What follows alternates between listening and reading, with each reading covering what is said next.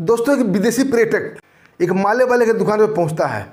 माला वाला मुस्कुराते हुए उसे गले में एक रुद्राक्ष की माला डाल देता है। तभी अगल बगल से 3-4 सूटेड बूटेड लोग निकलते हैं।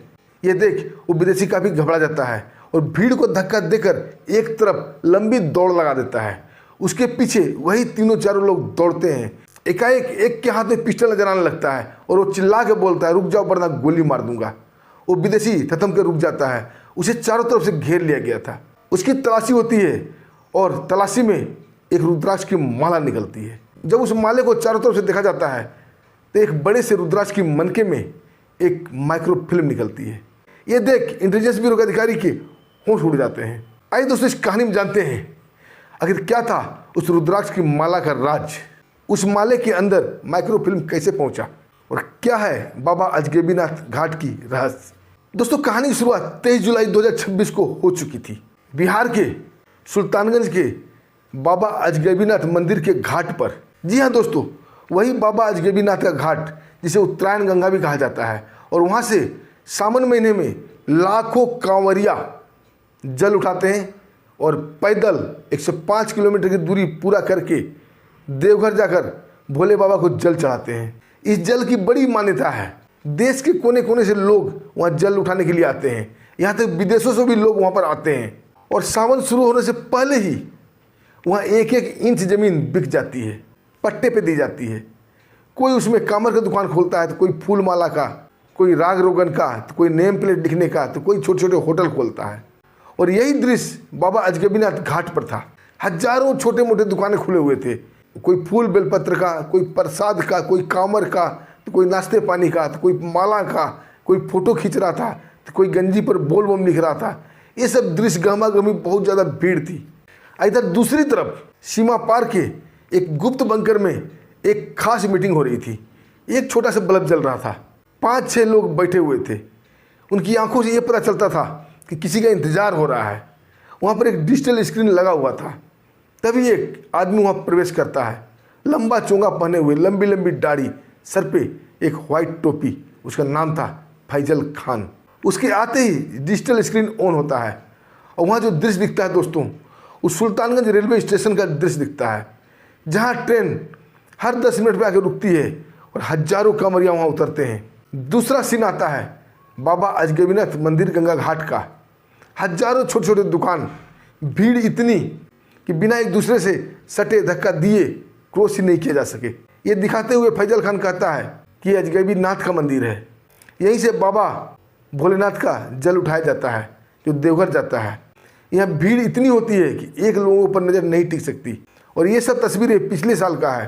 और इस बार हमने प्लानिंग किया है कि अपने एक व्यक्ति यहाँ भेजा जाए जो वहाँ का सारा दृश्य हमें भेजे, किधर से पुलिस आते हैं, किधर से रास्ता है जाने का, किधर से आने का, मंदिर का कोण का, ताकि हम वहाँ सावन शुरू होने के दिन ही एक ऐसा भयानक विस्फोट करें कि भारत उसे याद रखे।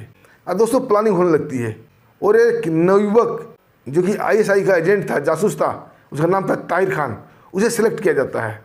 काम कोई खास नहीं था, बस उससे हर आने जाने वाला रास्ता, CCTV, मंदिर के चारों एंगल, कोण, हर जगह का फोटो माइक्रो फिल्म बना के भेजना था, रुद्राक्ष की माला में छिपा के। और ये काम इस बार सावधानी से करना था ताकि पाकिस्तान के ऊपर या किसी के ऊपर शक ना हो। इसलिए एक नेपाल का अलगाववादी को सेट किया हुआ था जो कि पाकिस्तान का स्लीपर सेल भी था, क्योंकि मुस्लिम पर हर कोई शक करता है, इसलिए एक नेपाली को सेट किया गया था। दोस्तों, 23 जुलाई को ताहिर हुसैन सुल्तानगंज पहुंचता है।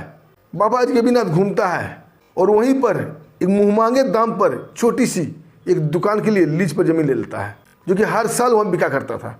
और छोटे से दुकान में वो रुद्राक्ष की माला की दुकान खोल लेता है। बड़ा ही हंसमुख आदमी, हर किसी से प्यार भरी बातें, हंस के बातें, हर किसी का हेल्प करता।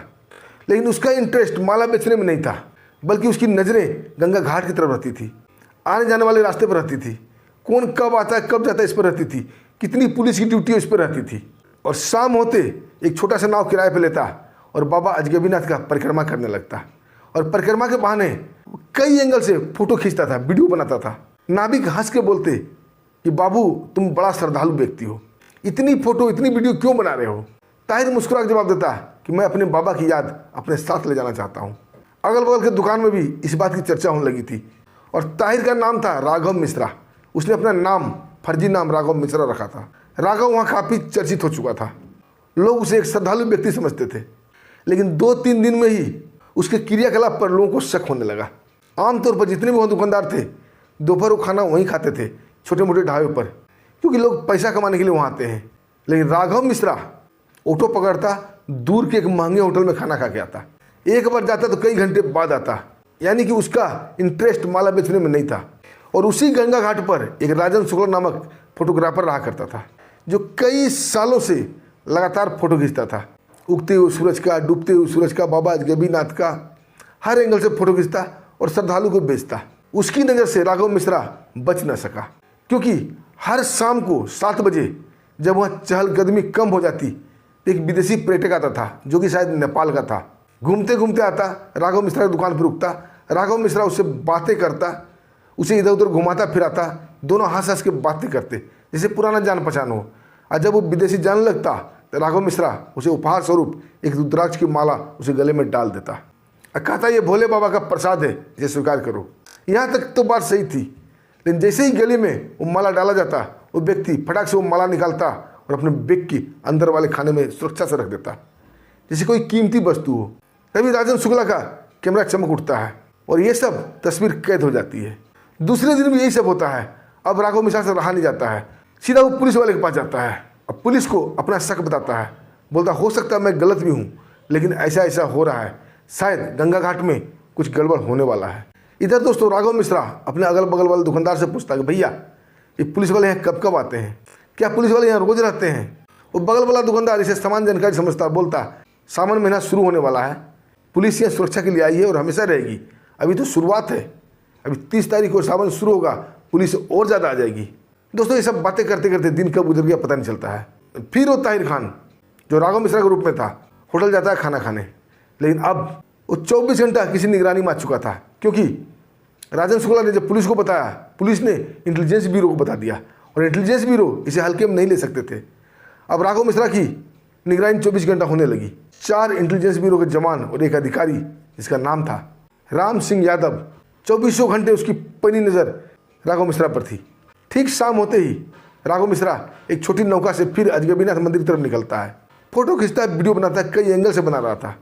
अब उसकी नज़रें जहाँ जहाँ CCTV लगी थी वहाँ भी वीडियो बनाने लगा था और हर वीडियो के साथ कुछ डायरी में नोट करता। दूर से इंटेलिजेंस ब्यूरो के जवान एक शक्तिशाली कैमरा से ये सब देख रहे थे। अब शक की कोई सीमा नहीं रह गई थी। दोस्तों शाम होते ही राघव मिश्रा की बेचैनी बढ़ जाती है। बार बार उस सड़क की ओर से देख रहा था जैसे कोई आने वाला हो। हर बार उसे ना आते देख वो निराश हो जाता। चारों तरफ उसकी अजीब निगाहें चल रही थी। तभी वो विदेशी नेपाली फिर से आता दिखा। ये देख राघव मिश्रा की बाँछें खिल जाती है। इस बार उस नेपाली के हाथ में एक छोटा सा बैग था, जो आते ही राघव मिश्रा को पकड़ा देता है। शायद इसमें कड़क नोट भरे हुए थे। राघव मिश्रा उससे हंस हंस के बातें कर रहा था। धीरे से सबकी नज़र बचा के कहता है, बस आज की रात आखिरी और आज की रात भारी। और ये कहते एक विशेष माला अंदर से निकालता है और विदेशी को पकड़ा देता है। वो विदेशी उस माला को एक नज़र से देखता है और अपने बैग में कहीं छिपा लेता है। ठीक इसी वक्त चारों तरफ से 3-4 व्यक्ति बाहर निकलते हैं। जैसे ही विदेशी की नज़र उनसे टकराती है, उसे समझते देर नहीं लगती है कि वो फंस चुका है, वो घिर चुका है। शायद ये लोग जासूस का आदमी है या तो पुलिस का आदमी है। और विदेशी एकाएक खड़ा होता है, लपक कर तेज तेज भागने लगता है। उसके पीछे वो तीनों चारों पड़ जाते हैं। वो विदेशी नेपाली यात्रियों को धक्का देता हुआ एक तरफ भाग रहा था। एक हाथ में छोटा सा बैग था जिसमें वो माला था, और माला को वो जान से भी ज़्यादा कीमती समझ रहा था। उसे बचाने के लिए जी तोड़ कोशिश कर रहा था, लेकिन पीछे इंटेलिजेंस ब्यूरो के जवान पड़े हुए थे। और एकाएक उसके हाथों में पिस्टल नजर आती है और जोर से चिल्ला के बोलते हैं, अगर एक कदम भी आगे बढ़ाया तो गोली मार दूंगा। दोस्तों नेपाली ठिठक कर वहीं रुक जाता है। चारों तरफ से इंटेलिजेंस ब्यूरो के लोग उसे घेर लेते हैं। उसकी तलाशी होती है, उसका बैग छीन लिया जाता है। जब उसके अंदर से वो माला निकलता है और माला की तलाशी होती है, ये देख इंटेलिजेंस ब्यूरो के अधिकारी के माथे पर पसीना आ जाता है। माला के अंदर एक माइक्रो फिल्म था, और जैसे ही गंगा घाट पर एक खबर प्रचारित हो गई कि नेपाली व्यक्ति जासूसी कर रहा था, उस माला के अंदर माइक्रो फिल्म निकला है और भारत के जासूसों ने पकड़ा है। दोस्तों ये खबर पूरे गंगा घाट पर चर्चा का विषय बन चुकी थी। तभी एक आदमी दौड़ते दौड़ते जाता है और इंटेलिजेंस ब्यूरो के जवान को बोलता है कि राघव मिश्रा भी नाव से कहीं भाग रहा है। दोस्तों फिर क्या था, दूसरी टीम गंगा घाट पर ही राघव मिश्रा का पीछा कर रही थी। राघव मिश्रा एक नाविक को बोल रहा था जल्दी जल्दी चप्पू चलाओ, मुझे उस पार जाना है, लेकिन तब तक बोट से धड़धड़ाते हुए इंटेलिजेंस ब्यूरो की दूसरी टीम वहाँ आती है। राघव मिश्रा को भी गिरफ्तार कर लिया जाता है। उस नेपाली को और राघव मिश्रा को दोनों को इंटेलिजेंस ऑफिस ले जाया जाता है। जब कड़ाई से दोनों की पूछताछ होती है दोस्तों, एक बहुत बड़ा पर्दाफाश होता है राज से, एक बहुत बड़ा खुलासा होता है। क्योंकि राघव मिश्रा का असली नाम राघव मिश्रा नहीं था, बल्कि ताहिर हुसैन था और वो पाकिस्तान का एक प्रशिक्षित जासूस था और नेपाली भी उस पाकिस्तान का एक स्लीपर सेल था। जब उनकी अच्छी से कुटाई होती है तब राज से पर्दाफाश होता है कि सावन के पहला दिन यानी 30 जुलाई के दिन बाबा अजगैबीनाथ मंदिर के चारों कोनों पर विस्फोटक लगाकर उड़ाने की प्लानिंग थी और श्रद्धालुगण जो वहाँ पर जल भरने के लिए आते वहाँ भी विस्फोट करने की प्लानिंग थी। यानी दोस्तों प्लानिंग इतनी ज़बरदस्त थी कि सावन के पहला ही दिन ही भारत में मातम मनाने की तैयारी थी। लेकिन बाबा भोलेनाथ की कृपा से ये सब प्लानिंग फेल हो जाता है, दोनों कमीने पकड़े जाते हैं और फिर से पाकिस्तानी साजिश नाकाम हो जाती है। दोस्तों आप क्या कहना चाहेंगे इस कहानी पर? अपने दिल की बात कमेंट के माध्यम से जरूर लिखिएगा और सावन में सतर्क रहिएगा। कोई भी गलत गतिविधि दिखते ही पुलिस को इन्फॉर्म कीजिएगा, क्योंकि सावधानी हटी की दुर्घटना घटी। दोस्तों कल से सावन मास शुरू है, भोले बाबा की पूजा शुरू हो गई है। इसी साथ हमें आज्ञा भी दीजिए, फिर मिलते हैं एक शानदार सच्ची स्टोरी, सावन की स्टोरी लेकर। तब तक के लिए नमस्कार, जय हिंद, जय भारत, हर हर महादेव।